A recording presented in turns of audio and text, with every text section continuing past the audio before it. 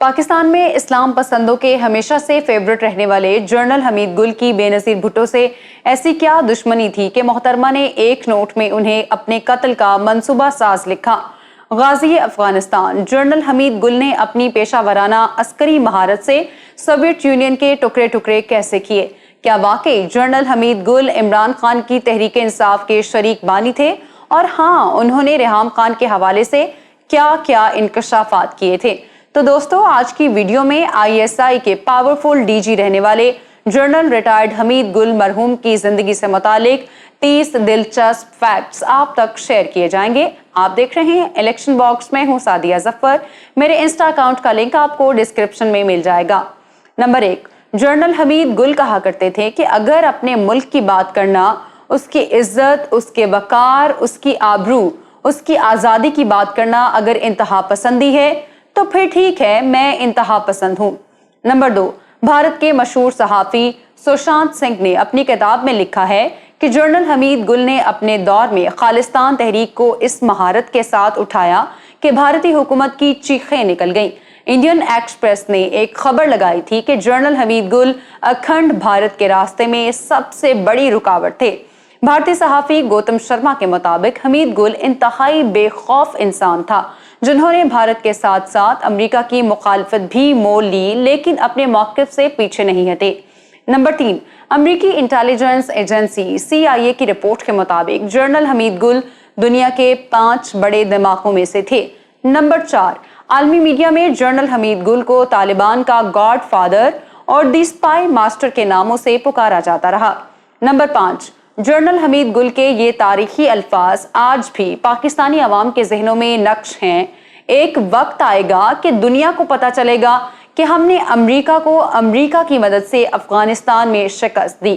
Number 6، general حمید گل نے اپنے drawing room میں دیوار برلن کا ایک ٹکڑا بھی سجا رکھا تھا اور وہ اس دیوار کے ٹوٹنے کو اپنی کامیابیوں میں ہی شمار کرتے تھے۔ نمبر 7، محترمہ بے نظیر بھٹو نے 16 اکتوبر 2007 کو ایک خط میں الزام لگایا تھا کہ اگر ان پر پاکستان میں حملہ ہوا تو حمید گل، اعجاز شاہ، پرویز الہی اور ارباب غلام رحیم ذمہ دار ہوں گے۔ نمبر 8، جنرل حمید گل نے فوجی سروس کے دوران کبھی گارڈز نہیں رکھے تھے۔ بطور کور کمانڈر پہلی بار جب راولپنڈی آئے اور 10 کور کی سیکیورٹی ٹیم نے ایئرپورٹ پر حصار میں لیا تو اس ٹیم کو یہ کہہ کر چلتا کر دیا، تمہیں تمہاری ماں نے وطن کے دفاع کے لیے جنا ہے، حمید گل کے دفاع کے لیے نہیں۔ نمبر 9، غازی جنرل حمید گل مرحوم کے بارے میں کہا جاتا ہے کہ یہ وہ جرنیل تھے جس نے اپنے کریئر کے دوران ہر پروموشن پہلے لی اور درکار کورس بعد میں کیا۔ حمید گل پہلی بار بطور کیپٹن انٹیلیجنس سروس میں آئے اور دیکھتے ہی دیکھتے اس مقام پر جا پہنچے کہ خود میجر تھے، لیکن ان کی تخلیق کردہ انٹیلیجنس حکمت عملی اسکول آف ملٹری انٹیلیجنس میں کرنل رینک کے آفیسرز کو پڑھائی جا رہی تھی۔ نمبر 10، سینئر صحافی ضیاء شاہد نے دعویٰ کیا تھا کہ جنرل حمید گل مرحوم نے انہیں فون کر کے کہا کہ عمران خان کو کہیں کہ ریحام خان سے شادی نہ کریں کیونکہ وہ غیر ملکی ایجنٹ ہے۔ نمبر 11، جنرل حمید گل پاکستان میں دیندار حلقوں میں ہمیشہ ہی فیورٹ تھے۔ دیوبندی، بریلوی یا اہل حدیث، ہر ایک مسلک کے لوگ ان کی تکریم کرتے تھے۔ حمید گل کے صاحبزادے عبداللہ حمید گل ایک واقعہ سناتے ہیں کہ میرے بچپن میں راجہ بازار راولپنڈی سے مولانا اعظم طارق کا قافلہ گزر رہا تھا۔ میں اپنے والد سے پوچھنے لگا کہ یہ کون ہیں تو انہوں نے بتایا، بیٹا جیسے تمہارا باپ فوج کا جرنیل حمید گل ہے ویسے ہی یہ اسلام کا جرنیل اعظم طارق ہے۔ نمبر 12، جنرل حمید گل مرحوم کو جہاد افغانستان کے ہیروز میں شمار کیا جاتا ہے۔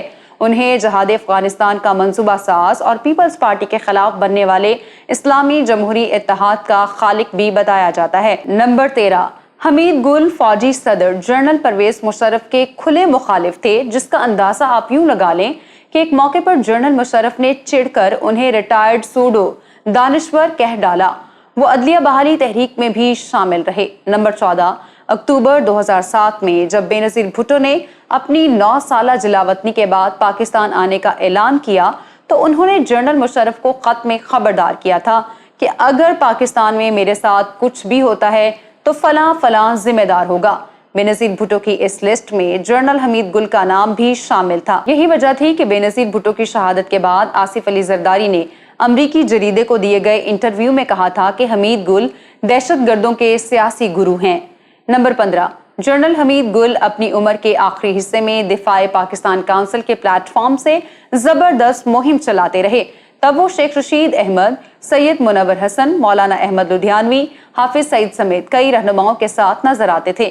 نمبر 16، حامد میر کے کالم کے مطابق انہیں جنرل حمید گل نے بتایا تھا کہ قوم بے بھٹو اور نواز شریف سے مایوس ہو چکی ہے، اب ہمیں عمران خان کو سیاست میں لانا چاہیے۔ یہ وہ دن تھے جب عمران خان کی تمام تر توجہ شوکت خانم کینسر اسپتال کی تعمیر پر مرکوز تھی اور وہ حمید گل کے مشورے کو نظر انداز کر رہے تھے۔ جب کینسر اسپتال مکمل ہو گیا تو عمران خان نے ایک نئی سیاسی جماعت بنانے پر غور شروع کر دیا۔ ایک دن عمران خان نے مجھے پوچھا کہ کیا انہیں سیاست میں آنا چاہیے؟ میں نے جواب دینے کے بجائے پوچھا کہ آپ سیاست میں خود آنا چاہتے ہیں یا حمید گل صاحب آپ کو سیاست میں لانا چاہتے ہیں؟ جس پر کپتان مسکرا دیے۔ نمبر 17، 5 جولائی 1977 کے روز جنرل ضیاء الحق نے بھٹو حکومت کا خاتمہ کرتے ہوئے مارشل لا امپوز کر دیا۔ اس وقت حمید گل بریگیڈیئر کے عہدے پر اپنی ذمہ داریاں نبھا رہے تھے۔ نمبر 18، جنرل حمید گل پاکستان کے وہ اکلوتے فوجی تھے جنہوں نے بطور بریگیڈیئر برطانیہ کے رائل وار کالج کا کورس یہ کہہ کر مسترد کر دیا کہ انگریز کون ہوتا ہے، مجھے جنگ سکھانے والا، ملک کا دفاع اپنی مٹی کے فہم سے آتا ہے اور یہ فہم میرے پاس ہے۔ نمبر 19، حمید گل کی فوجی صدر جنرل ضیاء الحق کے ساتھ انڈرسٹینڈنگ تھی کیونکہ دونوں کا تعلق آرمڈ کور سے تھا۔ وہ جنرل ضیاء کے دور میں ملتان کے کور کمانڈر بھی بنائے گئے۔ نمبر 20، افغان جہاد کے دنوں میں حمید گل ملٹری انٹیلیجنس کے سربراہ تھے۔ اس دور میں جنرل حمید گل نے جنرل اختر عبد الرحمان اور جنرل آصف نواز جنجوعہ کے ساتھ مل کر روس کو توڑنے کا پلان بنایا اور دیوار پر لگے رشین فیڈریشن کے نقشے پر ریڈ پین سے لکیریں کھینچی اور بتایا کہ رشیا اس طرح سے ٹوٹے گا۔ تاریخ شاہد ہے روس بالکل اسی طرح ٹوٹا۔ وہ نقشہ آج بھی پاکستان آرمی کے پاس محفوظ ہے، جسے نئے آفیسرز کی ٹریننگ اور ان کا مورال بلند کرنے کے لیے استعمال کیا جاتا ہے۔ نمبر 21، جنرل حمید گل کی وار سٹریٹجی اور جہاد کی برکت سے روس کی غلامی سے کئی مسلم اور مشرقی یورپ کی بیشتر مظلوم ریاستیں آزاد ہوئیں۔ روس جس ریاست میں داخل ہوتا ہے واپس نہیں نکلتا۔ دنیا میں پھیلائے گئے اس جھوٹے سلوگن کا خاتمہ ہوا کیونکہ وہ ذلیل ہو کر افغانستان سے نکالا گیا تھا۔ نمبر 22، مارچ 1987 میں جنرل اختر عبد الرحمان کو 8 برس تک ISI کی سربراہی کے بعد chairman joint chief of staff committee بنا دیا گیا تو ان کے متبادل کے طور پر جنرل حمید گل کو سامنے لایا گیا اور انہیں ISI کا ڈائریکٹر جنرل مقرر کیا گیا۔ نمبر 23، 17 اگست 1988 کو صدر پاکستان جنرل ضیاء الحق اور جنرل اختر عبد الرحمان سمیت کئی اعلیٰ افسران طیارہ حادثے میں جاں بحق ہو گئے۔ اس کے بعد صدر غلام اسحاق خان نئے army chief general Mirza Aslam Beg اور ISI کے سربراہ جنرل حمید گل کی اسٹریٹجک ٹرائنگل بنی۔ حمید گل 2 برس تک اس عہدے پر کام کرتے رہے۔ نمبر 24، جنرل حمید گل ISI کی سربراہی کے زمانے میں وزیر اعظم بے نظیر بھٹو کی حکومت کے خلاف سیاسی جماعتوں کے گروپ اسلامی جمہوری اتحاد کی دھڑلے سے معاونت کرتے رہے۔ نمبر 25، جنرل حمید گل کو 1991 میں director general heavy industries Taxila نامزد کیا گیا، مگر انہوں نے اس پوسٹ کو اپنے شایان شان نہ سمجھا اور یہ چارج لینے سے انکار کر دیا۔ تب انہوں نے کہا تھا کہ میں فوج میں ٹینک بنانے کے لیے نہیں، چلانے کے لیے آیا ہوں، میں کسی فیکٹری کا مینیجر نہیں، فوجی ہوں۔ اور پھر صدر غلام اسحاق خان کے سمجھانے کے باوجود وقت سے قبل ریٹائرمنٹ قبول کر لی۔ کہا جاتا ہے کہ اگر جنرل حمید گل وقت سے قبل ریٹائرمنٹ نہ لیتے تو سینیورٹی بیسس پر 1-2 ٹرم کے بعد وہ چیف آف آرمی سٹاف بن جاتے۔ جنرل صاحب آرمڈ سروسز سے تو ریٹائرڈ ہوئے لیکن سروسز مرتے دم تک دیتے رہے۔ نمبر 26، جنرل حمید گل کی وقت سے قبل ریٹائرمنٹ پر ہندوستان ٹائمز نے یہ خبر لگائی تھی کہ جنرل حمید گل ریٹائرمنٹ کے بعد بھی بھارت کے لیے حاضر سروس دشمن ثابت ہوئے۔ نمبر 27، جنرل حمید گل کے مطابق 9/11 کا واقعہ یہودیوں کی مسلمانوں کے خلاف سازش تھا۔ وہ امریکہ کے بارے میں کہتے تھے کہ امریکہ نے افغان طالبان کا بہانہ بنا کر پاکستان کو نشانہ بنانا ہے۔ نمبر 28، जनरल हमीद गुल ने तहरीक नौजवान पाकिस्तान की बुनियाद रखी, जिसकी सरबराही आजकल उनके साहबजादे अब्दुल्ला हमीद गुल कर रहे हैं। जनरल हमीद गुल ने तहरीक इत्तेहाद के नाम से एक सियासी जमात भी बनाई थी, मगर ये जमात इलेक्शन कमीशन के पास रजिस्टर्ड नहीं।